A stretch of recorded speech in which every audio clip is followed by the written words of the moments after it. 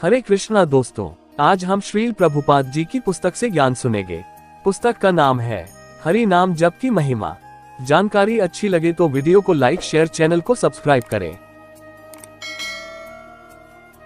दूसरा अध्याय, Srila Prabhupada ji, John Lennon और योको ओनो के बीच संबंधी वार्तालाप हुआ। बनावटी रूप से मंत्र का निर्माण नहीं करना चाहिए एवं परंपरा प्राप्तम ज्ञान को गुरु शिष्य परंपरा द्वारा प्राप्त किया जाता है। काफी समय बीत जाने पर गुरु शिष्य की यह श्रृंखला टूट गई। इसलिए भगवान श्री कृष्ण अर्जुन से कहते हैं कि मैं पुनः तुम्हें वह ज्ञान देने आया हूँ, तो हमें गुरु शिष्य परंपरा में ही मंत्र को प्राप्त करना चाहिए। यदि आपने परंपरा में मंत्र को प्राप्त नहीं किया तो वह प्रभावशाली नहीं रहेगा।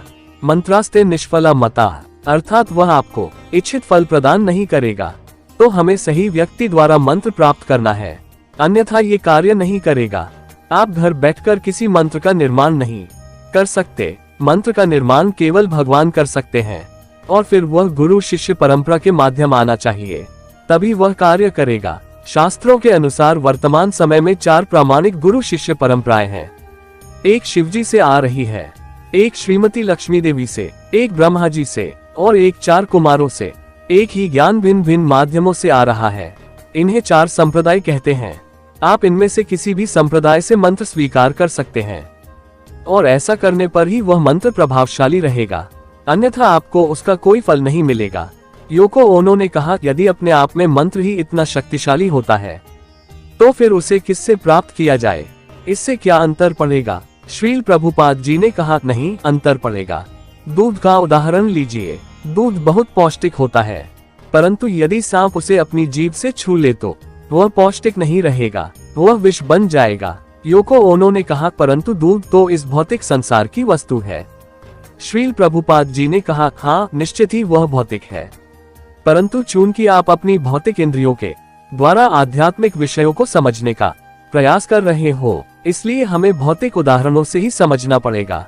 योको ओनो ने कहा, वह तो ठीक है, परंतु मंत्र तो भौतिक नहीं है, वह तो पूरी तरह आध्यात्मिक है और इसलिए मुझे नहीं लगता कि कोई भी उसे विषय बना सकता है। मुझे ये सुनकर आश्चर्य होता है कि किसी ऐसी वस्तु को भी खराब किया जा सकता है जो भौतिक नहीं है। श्रील प्रभुपाद जी ने कहा, परंतु यदि आप सही स्रोत से मंत्र प्राप्त नहीं करते तो वास्तव में वह आध्यात्मिक नहीं होता। जॉन लेनन ने कहा, परंतु इसका पता कैसे चलेगा? मेरे कहने का अर्थ है कि मान लीजिए आपके शिष्य अथवा हम में से कोई किसी गुरु के पास जाता है, तो हम कैसे समझेंगे कि वह सच्चा गुरु है अथवा नहीं? श्रील प्रभुपाद जी ने कहा, इसलिए ऐसा मत करो कि आपको जो भी गुरु दिखाई दे उसके पास ही चले जाओ। आज हमने सुना गुरु परंपरा से आने वाले मंत्र का जप करना चाहिए। हरे कृष्णा।